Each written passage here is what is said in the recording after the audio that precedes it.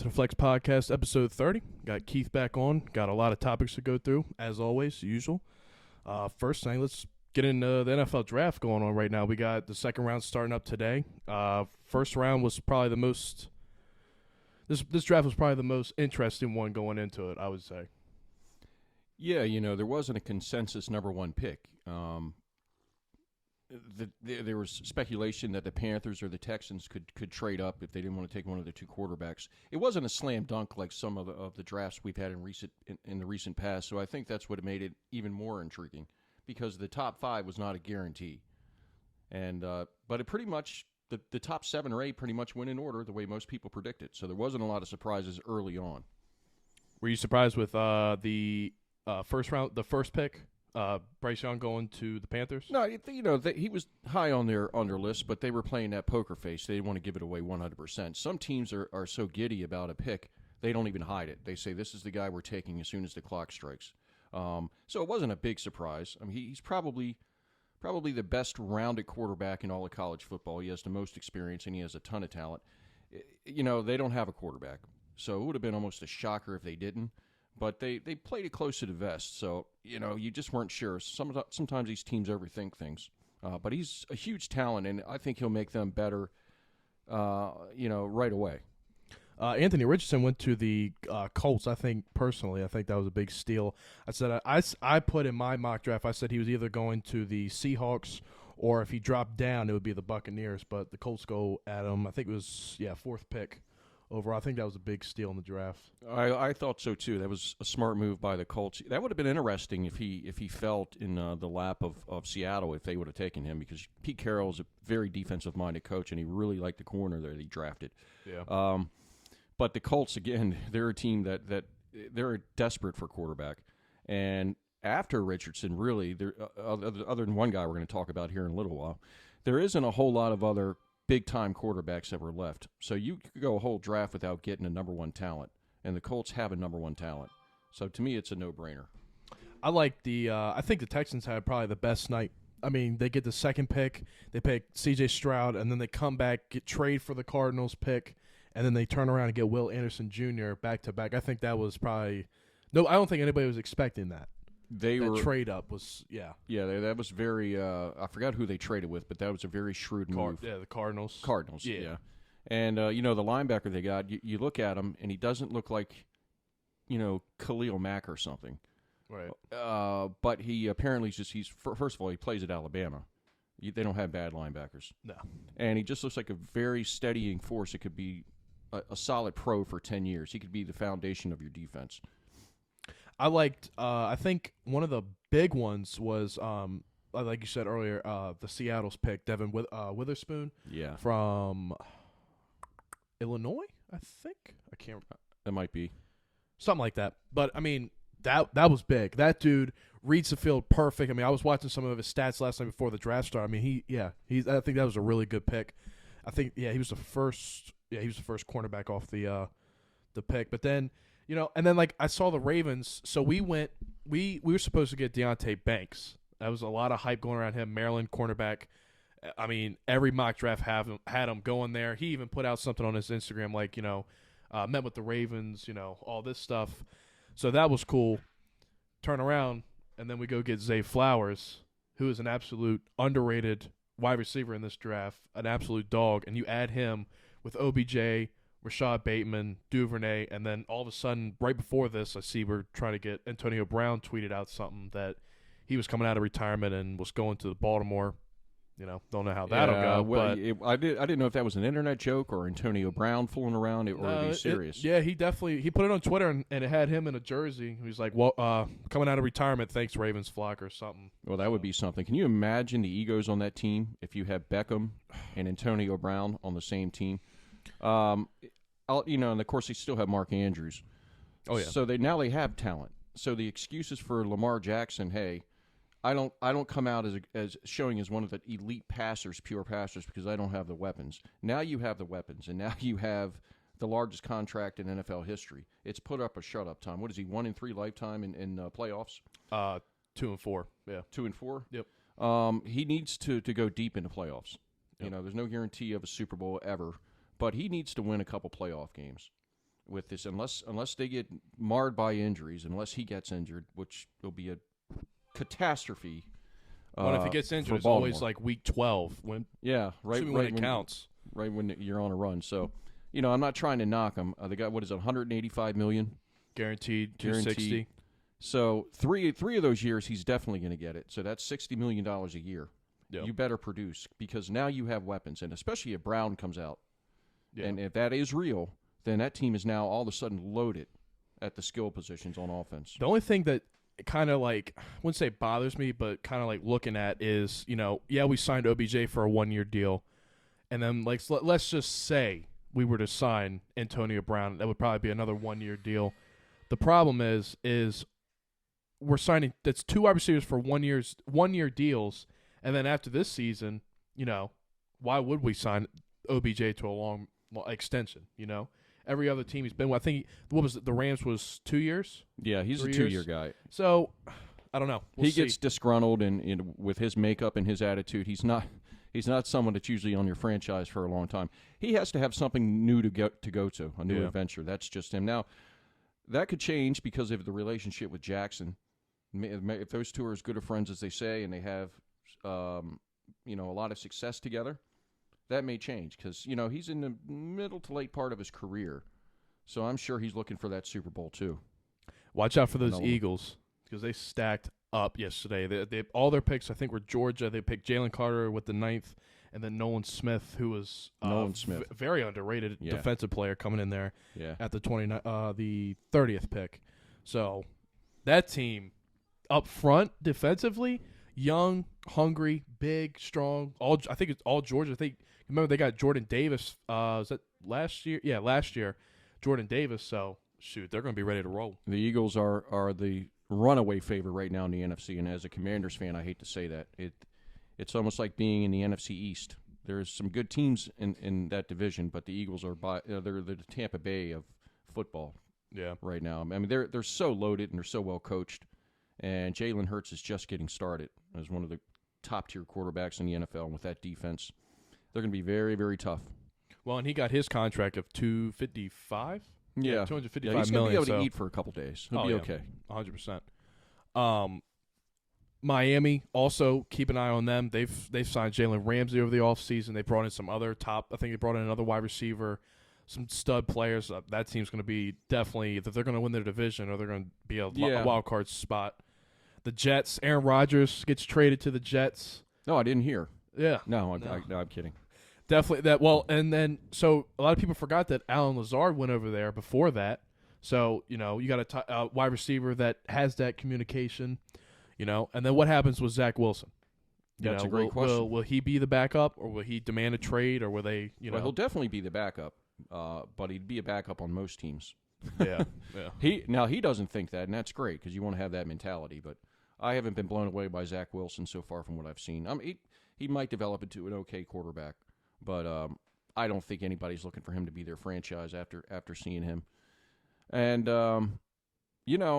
Aaron Rodgers goes to the Jets, and they're historically famous for old vets who are at the end of their career going there for 1 or 2 years and getting paid. Yeah, Brett Favre did that, didn't he? Yeah, I could go a Boomer Esiason. I could go on and on and on and on, not just quarterbacks. And it kind of tarnishes their legacy a little bit because the franchise is so terrible. So what's interesting about this is Aaron Rodgers could have went a lot of places. He wanted to go to the Jets. They didn't really choose him. He chose them. And that's what really sticks out to me. So he must feel real good about the coaching, the organization, and the talent that's on that team because this will be his last chance more than likely to get back to a Super Bowl. And there's something about the Jets that was alluring to him. Well, they're young and hungry. They looked good last season. Their defense was top 5. Yeah, I'm skeptical. They kept saying they're a quarterback away, but we'll see. They should definitely. I'm not getting back to the Dolphins. Yes, you got. I'm not a big fan of Tua. And I think I don't even know if he'll be their starting quarterback by midseason. I think they may go in a different direction. That's a bold prediction. Yeah, but I think he's a step below the Kyler Murrays, and on and on and on. He's not as good a passer as a lot of his contemporaries. One last thing on the NFL side, DeAndre Hopkins is most likely probably going to be traded either during tonight or before the draft is over, or he'll be traded after the draft. Any team in particular that you think would be a perfect fit for him? A lot were saying Baltimore. They were trying to lure him into Baltimore because he says, I'll take less money to go to a better place. So, luring him in. I was thinking about 30 minutes away up the Beltway and around in this DC? place called Landover, Maryland. You put McLaurin and him and Dotson. Yeah. That's a trio right there. Yeah. Well, our problem is we don't have an owner. Yeah, and true. Players are skeptical about going to a team without an owner because it's all up in the air. Hopefully, there's Roger Goodell said that maybe by mid to late May that will be resolved. If that's the case, that would be wonderful. I'm skeptical on that too. I've been hearing that for a long time. Hopkins, I heard his name mentioned with Baltimore. They're a Super Bowl contender. They, I don't know how they can afford all this stuff. I don't these know. Players. I don't know how they make that work. But if they get Hopkins, that team has a legitimate chance to win the Super Bowl. The only thing that without question. The only thing that scares me right now about the Ravens is our cornerbacks, because we lost. I mean, a lot of people were like, "Oh, Marcus Peters though is gone." Even though he got burnt so much last season, but he's still a solid overall cornerback that you want on the team. But he's gone. We still have Marlon Humphrey. We got Brandon Stevens, who's in his third year. Jalen Amaral-Davis is in his second or third year. So we got younger guys coming up that just haven't played enough to me. So I still feel like we need to go out and get one more cornerback. Hopefully we get that in the draft. Again, it'll be another young person, but that's the only thing that scares me. Up front, a lot of people are saying we need it. Well, we got David Ajabo. He only played three times last season because he was injured literally the entire season. Mm-hmm. We still got Brandon Pierce, who'll be back. We lost Campbell, which, we still have Broderick Washington, and and Matabika, who's very underrated, and he'll get more reps this season. So I think we'll be okay up front. More people, saying that we're not going to be as good, but I think we'll be fine. If that defense is just above average and Lamar Jackson stays healthy, you're going to be very, very tough to beat on any Sunday or Monday. Well, and we got Roquan for another 5 too. Roquan Smith, middle linebacker, so that's perfect. So it's something to watch. Something to. As a Ravens fan, I'm excited for the season to already kick off. Hey, the OTAs are here. The draft is here. It's getting closer. Yep. Let's kick it on over real quick to the MLB. The Baltimore Orioles are actually the 7th spot right now in the MLB at a record. I think it's definitely a winning record. What is it, 17? 7th. 7th in the MLB right now. Yep. I thought they were higher than that. They're 18-8 or set. What are they? Let's see. They are 17-8. 17-8. Yep. And the Pirates are also doing better, which nobody predicted. We're second in the league, or second in our division, right behind the Rays. Oh my God, 21-5. Started out, 13-0? The Rays started out. Yeah. Minnesota 15-11. You know what? We actually might be higher up. I think we have the second best record in baseball. You might want to check that. Second best in the East. Third. I'm sorry. Restart everything I just said. We're third in the MLB overall, behind Pittsburgh. Atlanta? Oh, Pittsburgh. And then Tampa Bay's number 1. Atlanta's behind us. Milwaukee, Toronto, Chicago, Minnesota, blah, blah, blah. Yankees, love to see it in the middle of the pack. Stay there. But who would have expected that? It's almost like I told my dad, we're picking up from literally where we ended last season. It looks like the same team, but way better right off the bat. Yeah. Oh, they are way better because they're a little more experienced and they have more confidence. You got to realize that a lot of this team that we're watching now wasn't even put together till late last season. Right. They had just come up and started to gel. So they're not even – I don't even think they've scratched the surface yet. Their pitching is still a big question mark, their starting pitching, but in the core of their team and in terms of position players is up there with the best in baseball, and it's showing. They've done a great job in their farm system of getting the right talent, knowing when to bring them up, and I think that they have the right manager for that young talent in Brandon Hyde. Oh, yeah. 17-8 as April comes to an end. Now, who knows what's going to happen tonight? It should be. Oh, no. I was about to say they postponed it tonight, and we should be 18-8. Well, they're at Detroit. Was that already rained out? Yeah, it's rained out. It's moved to tomorrow. I didn't know what the weather was there. I'm glad you told me that. So, that's the best start, I think, in franchise history. And you're talking about a franchise that's been to multiple World Series and the playoffs, and so that's a damn good start. Yeah. But April's April. No teams win anything in April. That we should be 18-8 though. Yeah, that Boston game, I know. Man, that still kills me. This is the second game of the season. We could have done it. But how great is it? That would have been almost expected 2 years ago. Oh, we lost that game. Of course we did. That one actually hurts because we know we're better than that. Yeah. And it was just a drop ball in the outfield. And it was against a division opponent, which really hurt. Yeah. Looking at our pitching, Kyle Gibson obviously didn't have the best start. He was 4-0 going into the game. He's still 4-0. Obviously, we didn't get the loss. But, man, if our relieving pitching could just get it down, our offense, for some reason, likes to play from behind a lot. But you cannot tell me it's not fun to watch a team go from down 5 and come back and win 7-5 or 8-5. I mean, it's almost every game now. We're just coming back and beating them by 3 or 4. Same thing 2 years ago. I would have turned the TV off and said, "Oh, that's a loss." Yep. I mean, you could go to bed knowing that they did not have the talent to come back. This team keeps you up at night because they're never out of it. I mean, never out of it. Yep. Now, it's a hard way. You can't go through the whole season like that. No. It'd be nice to jump on a team once and be able to cruise and not have to do that every single night. Yeah. But that's a mark of a good team that can come back like that. And right now, we're the best comeback team in baseball. Yeah. We're never out of it. I never feel out of a game. Oh, definitely not. We were just down, even though we lost to the Red Sox, it was what, 7-2 or 1 or something like that. Yeah, something ridiculous. Now, that one I did kind of tune out of for a while. And I said, I'll just check back in later. And they had cut it a little bit. And when I woke up the next morning and seen 8-6, I was like, holy smoke. Yep. It was grand slam. We hit a grand slam in the 9th, and then I want to say a home run maybe. Mm-hmm. So when we cut it close, but yeah. The team's they're an exciting team. They're maybe the most exciting team in baseball if you want to look at it that way. And by the way, I know we're going to move on, but real quick, the start that the Rays got off to, and they're still playing great. We're only 3.5 back. I know. Now and then let's we put play that them in perspective. We play them next week, I think. Yeah, we do. That's our home. Yep. At home. I think we play Detroit, Kansas City, and then Tampa Bay sometime. Yep. Next week. So. Yeah, no, that's the series right there. Yeah, if both teams keep it up, oh my God. It's going to be a preview maybe. Ohtani has been saying that he may leave mid-season if the Angels are not on track to make the postseason. Just putting it out there. I've seen a lot of things where he could go. Do you see a possibility that he comes to Baltimore if we stay this hot? If he's looking for a team, I mean, it's not money he needs. If he's looking for a team that's a legitimate contender, and he doesn't think the Angels are anymore, why wouldn't he? Yeah. And he would be perfect for a young team. We need that veteran. That's one thing we're kind of missing is an elite veteran. Yeah. And he's an elite player, period. That would be incredible. That would be the biggest news to hit Baltimore since the 80s. I can't think of anything that would be bigger than that.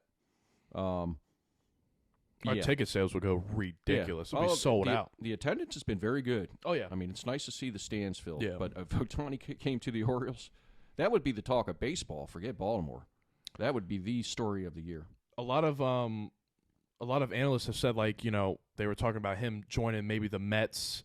There was another one that said possibly, I think it was the Rockies, which I don't know about that team.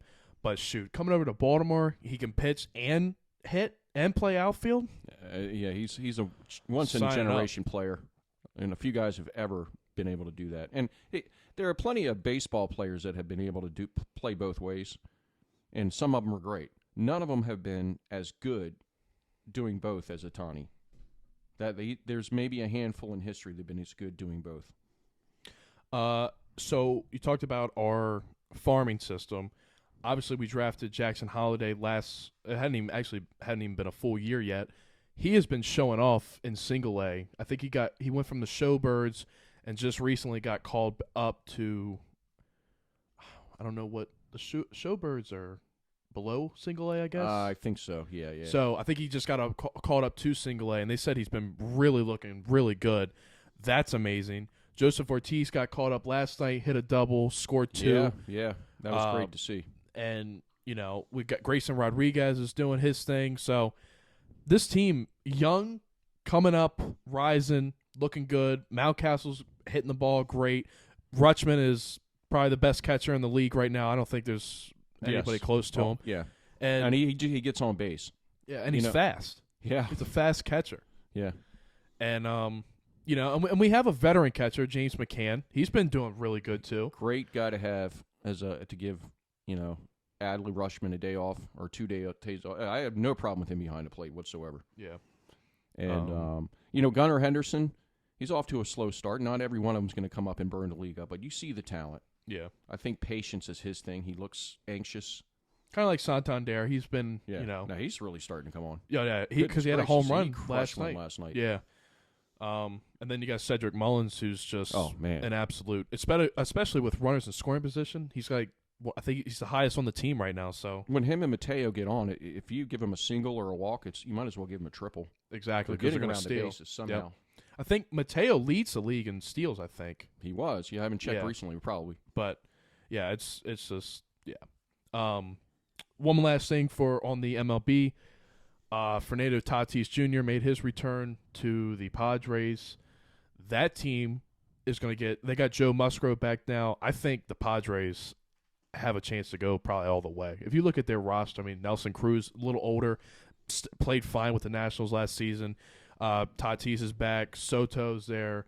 Yu Darvish, Musgrove. Wow. I mean, they got Odor from the Orioles. He's not everyday. Xander Bogaerts. So the list goes on. I mean, this team should be first like the Rays right now, but they're struggling, but they're getting healthier, and watch out for them. With that talent, it's like the Yankees. The Yankees are off to a mediocre start for them. That's not going to last. That's why the Orioles and the Rays are going to have to, in Toronto. Boston, too. I mean, any of these teams can get hot. Yeah. But the Yankees are not going to stay where they're at. You have to keep them where they're at because they're not going to stay there. You're going to have to beat them when you play them. Especially when you got Judge. Yeah. That dude's just unreal. And he loves hitting at freaking Orioles Park, too. Yeah, he does, actually. But now, and then, we had the hardest division out of all of baseball. No question. Everybody had double-digit wins by, I think, 3 weeks ago, and then still some right now have only one in the single digits. So it's something to watch. It's been something. Have you been watching NBA playoffs? You big NBA man? I used to be. I haven't followed as much as I used to. Yeah, check in every now and then. I don't know. Do you know who Jimmy Butler is? Yeah. Did you see the past two games how he's been? He scored 53, or no, I'm sorry, 56. I think it was 2 games ago, and then 2 days ago he scored 47, 46. So the Heat beat the Bucks, knocked them out.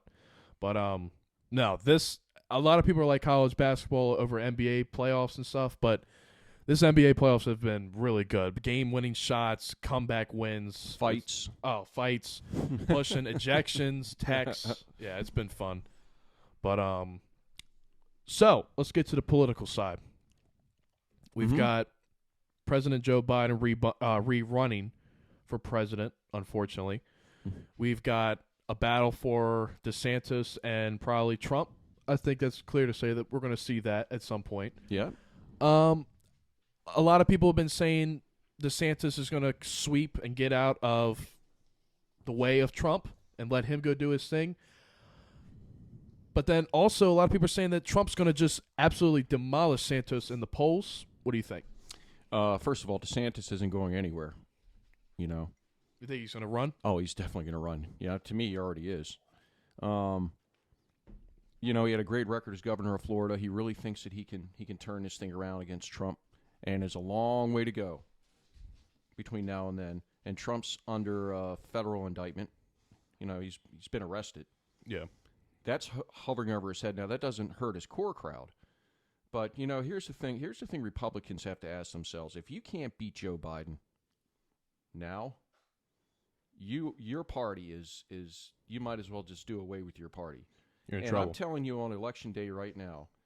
Now, I don't know about DeSantis, because I think if he's the nominee and he gets into the primary stages and he starts debating Biden, I think that will change the game. I don't think right now. I know some people are going to think I'm crazy. I don't think right now that Donald Trump could beat Joe Biden, because Donald Trump won against Hillary Clinton because he had a huge, huge uptick in independents. They've by and large abandoned him since then. These are not your MAGA people. These are people that gave him a chance and now they don't want anything to do with him. He needs every independent he can get to beat anybody on the Democrat side. And I hate to say that. You know, you got it's going to be an 80-some-year-old man who, even forget his age, he's been a horrible president. He's been terrible for the country. He's basically destroyed the country in a lot of ways. His poll numbers are never over 35%. I mean, that's a good one. Yeah. And he could still win if he faces Trump. I think DeSantis could beat him. The question is, will the party nominate DeSantis over Trump? That's the big question. And that we got a long ways to go to figure that one out. And Trump with so much power over the politicians, it's going to be, I'm not saying impossible, but it's going to be a challenge. But I don't, I'm not saying I don't see a way, but if you look at the support Trump has, it's outrageous. It's numbers and numbers of people. And then you get a guy from Florida and DeSantis. I don't see a way that he can get that Republican nominee to go face Joe Biden in the election. I mean, I was surprised because he has been a very popular governor, and he's done a tremendous job in Florida, especially during the COVID years. He was light years ahead of other governors and politicians around the country on how to deal with that crisis and crime and on immigration, which could be a big problem in Florida. So I really thought he would have much more support by now, and Trump's would be flailing a little bit because of all the controversy and Trump fatigue, I would call it, even among his members. Even though you might like him, you got to look at the reality of the situation and go, he's had his time. He's a guy that probably cannot win a general election, or we're going to have to put a nominee up there that can win this thing. But they love the guy so much, and they're so supportive of him as a politician, that they won't waver. And this latest arrest or indictment or whatever the hell it is that came out of New York only made him more popular with his base. They've only come out more in support of him. So, you know, I think that's the quandary that the Republican Party is in, the GOP. They need to pick somebody that can actually win. And I'm not so sure Joe Biden's 100% going to run. I hope he doesn't. I mean, I know he announced he is, but I'm saying by the time comes, a lot can happen. And physically and mentally, he may not be able to. And I'm not saying that to be cruel. That is a reality. Yeah. But if he's still conscious and he's hell bent on doing it, he'll do it. You know. But we got to remember, as unpopular as some people are within the Democrat Party, Biden is right up there with people that are not thrilled about him running again. So his own party doesn't want him, dying for somebody else to step up to the plate so they can get him out of the way and nominate a new candidate. I have a problem with the fact that right now we're in a spot that a lot of people don't show a lot of attention to. Is you know how close we are to war. Yes, like it's beyond even trying to be funny anymore. I mean, we are this close. Yes, we are. From a war happening, but yet we're worried about socialism and people's feelings in the United States. We're worried about, I mean, these people over in these other countries don't care about your feelings. That's correct. And, we're having we're worried about social engineering and transgenderism and blah, blah, blah, blah, blah, blah, blah, blah, blah. Meanwhile, the Chinese are literally preparing for war. Yep. And when I say preparing, I don't mean 5 years from now, 2 years from now, or even they are ready. If something happens in the Straits of Taiwan, or if something happens in Korea, that's where it's going to start. Where our ships are going back and forth and we're shooting things at each other and all that kind of stuff. All it takes, they're looking for a reason to go to war. Yep. The Chinese have been waiting for this for 30 years, and it's here. And yeah, all this other side stuff that we obsess about every day is nothing compared to that. And if we're not a united country and we go to full war with the Chinese, we'll be in big trouble. Yeah. If we don't come together, because it's not just the Chinese. It'll be India. It'll be Russia. It'll be North Korea. Now, I don't know how much the Russians will have to give it at the time because they're bogged down in the war. But yeah, all those other countries. Well, there was a leaked report that that Russia has enough for at least one more year of a full-on invasion. That's embarrassing. War. That's so embarrassing for them. And they still haven't made much progress in Ukraine. No, it's their Vietnam. Same thing happened to them in Afghanistan, by the way, but on a much smaller scale. Putin really thought that they would cave, that the mighty Russian army would go rolling into the Crimea and Kiev, whatever they call it, and that the Ukrainians would bow down to them and give their sovereignty over, and that never happened. No. I mean, you got to hand it to the resolve of the Ukrainian people, because when we say the Russians aren't doing well and they're probably not going to succeed militarily, they're still pounding the hell out of this country every single day. We don't see that. They're pounding cities. They're blowing up schools. They're blowing up hospitals. They're just destroying their landscape. And these people are standing strong. They're not giving ground, which is how you win wars. You allow them to take cities. They're getting the hell pounded out of them, but they're not giving in. Do you think, and I don't want to sound like that, but do you think that we have a chance if we were to go to a full-on war with China? Do you think our technology and like military equipment is and all that are up to date or surpasses them? Well, we seem to cut nothing out of the federal budget anymore but the military. We pack all this other pork on and run the deficit up, but for years now, Trump stopped this, by the way. For years now, we've been cutting our military, and Biden's doing it a lot, so he can have extra money for his other social programs. Yes, we could win a war with China. Technologically, we're as good, if not better, in certain areas, and then they have an advantage in other areas. If we fight out in the Straits of Taiwan, and that's like home field advantage to them in a lot of ways, the Pacific. So, and they got the largest Navy in the world. But we have the most sophisticated Navy in the world. But when we say fight the Chinese, we're not talking about fighting the Taliban. We're not talking about fighting Saddam Hussein. We're talking about an all-out war, and the Chinese are not going to sit down at negotiating tables. They don't negotiate. If we get in a war, they're not going to sit down and say we surrender. And they will use everything in their capability, especially if they're losing. Yeah. They won't hesitate to launch. That's the scary part. This is not going to be a war like we've seen for the last 25 years, excursions and, hand-to-hand combat. It's going to be naval, and it's going to be technological. Will there be a draft? There might have to be, but here's the difference. When you keep telling your country how terrible you are, like the Democratic Party basically does to America every week, when you keep saying that you suck, that you're oppressed, that this has never been a great country, that everything we've ever done was wrong, then the people that you're drafting don't have the will to fight. Right. They don't believe in their country. The difference between drafting young men and women now and even 20 years ago is you got to believe in it. That what military recruitment is down like 40%.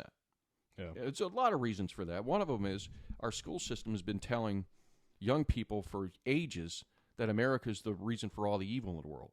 If you don't have national unity, you can't win a major war. You can't. And trust me, the Chinese have unity. And they're ready. Everybody's in. Grandpa's in. Right. And then you got freaking North Korea trying to flex their muscle. See, and this is what gets on my nerves. I have never really seen North Korea as a threat.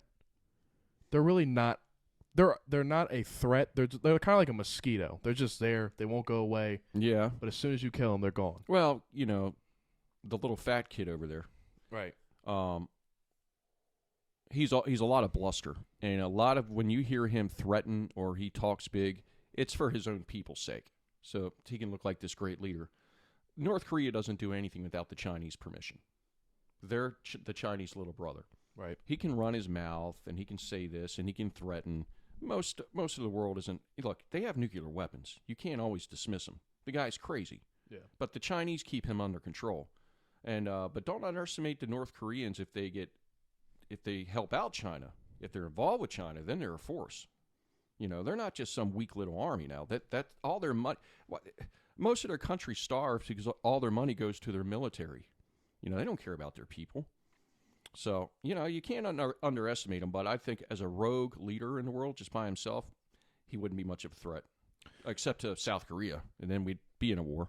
I personally believe that if Joe Biden is to get reelected, that 100% will be a war. Well, China's rooting for Joe Biden. Yeah, they're rooting for him. Now, I don't know if we'll make the election without already being. But by the way, that's another thing. If we're in war during election time, I don't know. America's changed a lot, but they don't like to change leaders in the middle of a war. And if they do rally around their president, then Biden's going to be strengthened. That's a whole other thing. Because people tend to it'll just rally be another around year. their president. Even back in the Iraq War and Afghanistan War, when we first invaded, George Bush's approval rating was like 70, 80%. Now, it doesn't mean that Democrats liked a lot of his policies, but when it came to war, before that went south, there was a lot of unity after 9/11. After 9/11, this country came together, and supported George Bush. So I just, in this day and age, it's hard to see that because we're so polarized.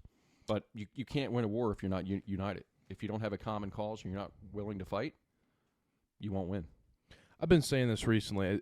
It almost feels like, and it's going to sound so bad, but it's almost like we need another 9/11 type situation to happen to see if, the United States comes back together as one instead of being split down the middle, pick a left or right side, Maybe not. I mean, you'd think after all these shootings and school shootings that it would somehow unify us, but, it's kind of just making things worse, honestly. Especially the press is making it worse as well. I'll tell you where we're at in this country. If we had another 9/11, you would have half the media, and you would have a large section of the country blaming us right away. You would have people going on the air going, well, we kind of deserve this. That's where we're at now. Instead of the opposite, like, what are we going to do? Right. Come together. Now, you had a little bit of that after 9/11 because you always had crazies and idiots. But that's the landscape we're in right now. It's hate America. And in fact, you'll have people cheering. You'll have Americans, if something like that happened, you'd see them on social media and out in the street cheering. That's where we're at in this country. Mm. And it started in the school systems and started in the homes and the media. It's been kind of pervasive for 30 years, but it's gotten worse in the last 7-10 years. Do you think DeSantis' foreign policy would be good enough or stronger than what Trump would provide? His immigration, to me, is rock solid. I haven't really heard DeSantis talk foreign policy too much. I don't know exactly. He's got to get out there and articulate that. I really don't know what his foreign policy is. It's probably very similar to Trump. Yeah. There's not a lot of difference in their policies. It's just Trump. If you're running against Trump, he's going to start a fight with you.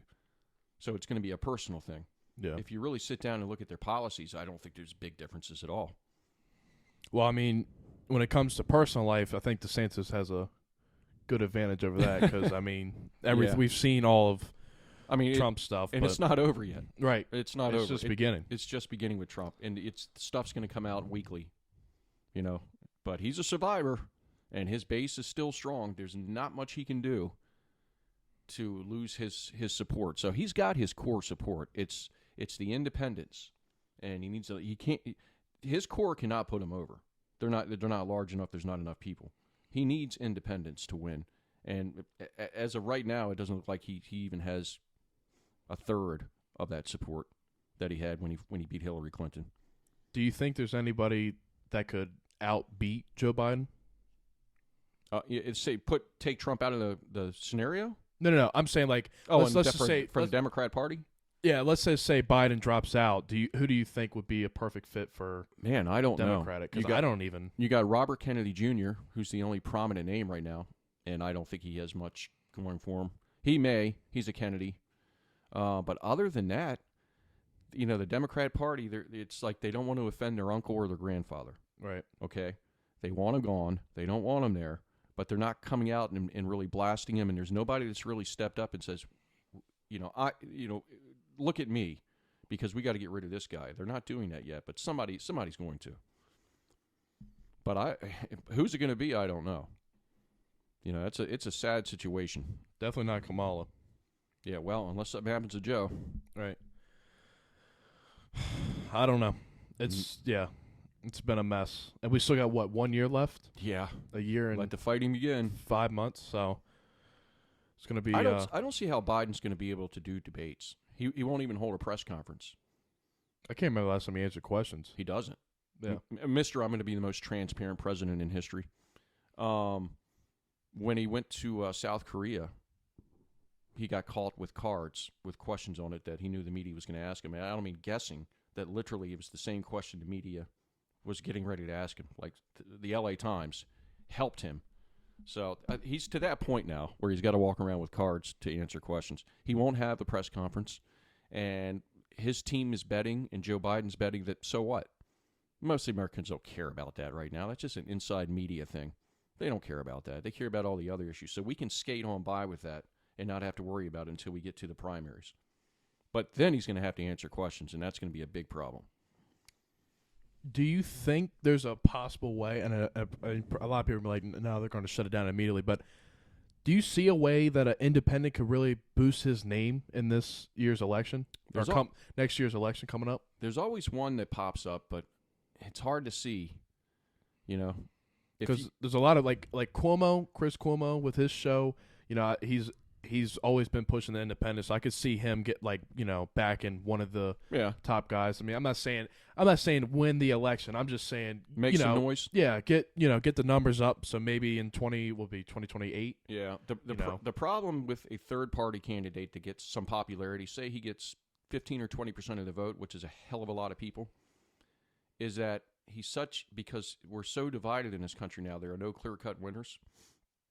And when you have somebody, like Trump and Biden running, and just say you have one guy, like an independent. Steve Forbes was an independent. Ross Perot made a lot of noise back in the 90s against Bill Clinton.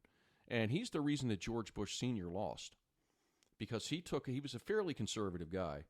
And a lot of people that were conservative but didn't really like Bush a whole lot jumped on the Ross Perot train. Well, that handed Bill Clinton in the election because they took away a lot of Bush's votes. So when you get a popular third candidate, it's going to hurt one of the other two big time. I'm not saying they shouldn't run.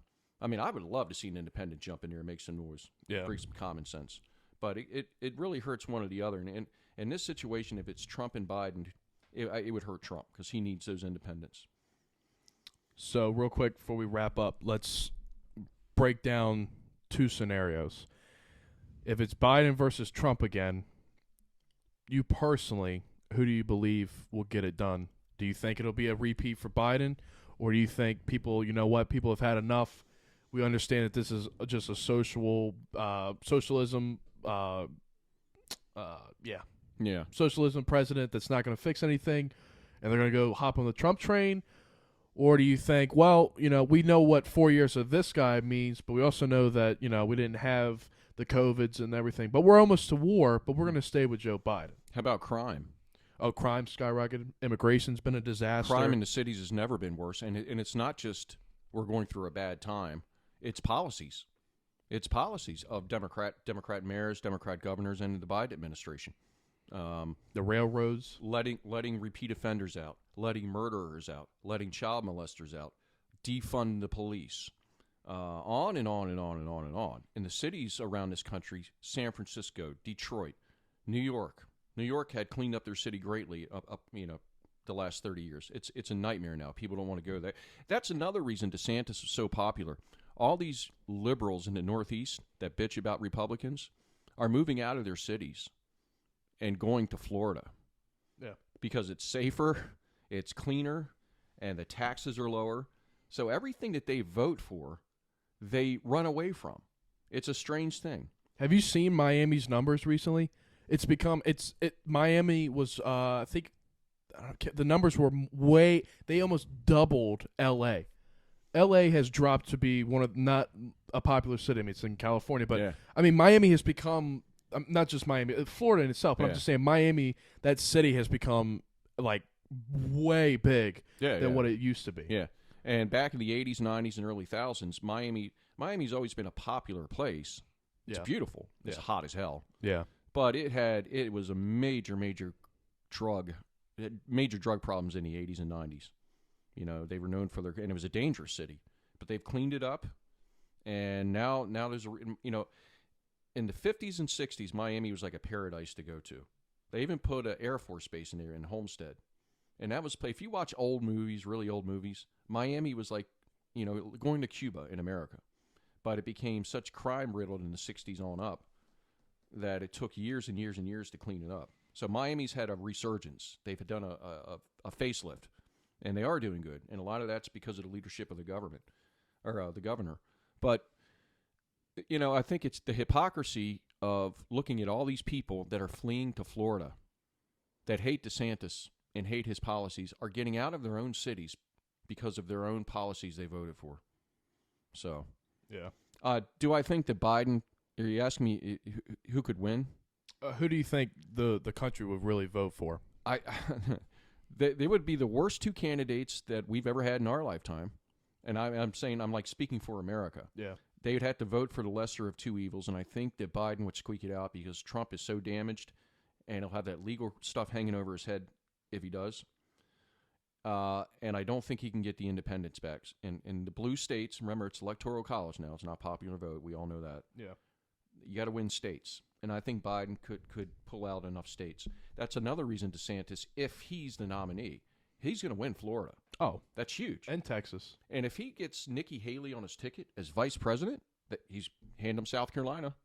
So he's going to win Florida, South Carolina, and Texas are in his hands. North Carolina. In North Carolina, probably, yeah. Maybe even West Virginia. And if that's the case, then he'll have the electoral numbers to win. You got to nominate somebody that can win. You know, Trump didn't even win Georgia. He didn't win Georgia last Or time. Nevada. Yeah. Nevada was switched. And when he beat Hillary Clinton the first time, he barely beat Hillary Clinton. She doesn't think he did, still to this day. But he did. And it was the independents that put him over. So I think that if it came down to those two horrible choices, Biden would narrowly win. And imagine a guy that's almost 90 years old as your president while China's knocking on your door. I could tell you what I can see, and this is going to blow a lot of people's minds because I don't think a lot of people have paid attention to this, is let's just say Mike Pence hops in with the race, right? So you got Trump, Pence, DeSantis. We know Pence won't make it far. He drops out, so then you're down to Trump and DeSantis. Let's say DeSantis squeaks by and gets through. Could you imagine if Mike Pence is the vice president for Rob DeSantis and they go on to take Joe Biden? I'm telling you right now, there is no way Joe Biden wins that election. No, I agree. And that's a perfect match. No, I agree. You got two. Pence really isn't young, but he's not. No, but he's old he's Biden very and stuff. fluid and healthy and energetic. And DeSantis is young. Pence is a really good politician. Yeah. So shoot, you add those two into the race. That's perfect. That would be a hell of a match. ticket. The GOP needs to have more support among women, and Nikki Haley's very popular with housewives. You're just your average conservative housewife, and she's attractive, and she was a good governor, and on and on and on and on. I think that she would be great, and she's from South Carolina. That was her state, so those two states would be wrapped up.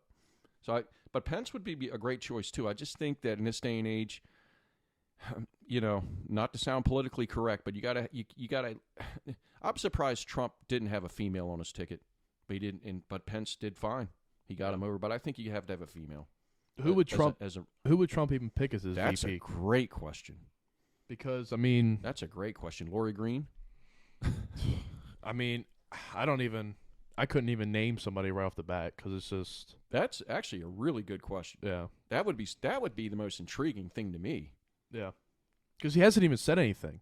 Yeah. Like, Well, I mean, he been said a he's little going to. busy. Well, I know, but I'm just saying he said he's going to run again, but Right. nobody knows. He's got a little bit of time. He's But- kind of, yep. We'll see. Thank you for doing this. It's All been a right, good man. one. Had a lot of stuff. Can't wait for the draft. Draft starts in another hour, so we'll Yep. see second round and third. And appreciate y'all for clicking on another one, episode 30. Thank y'all.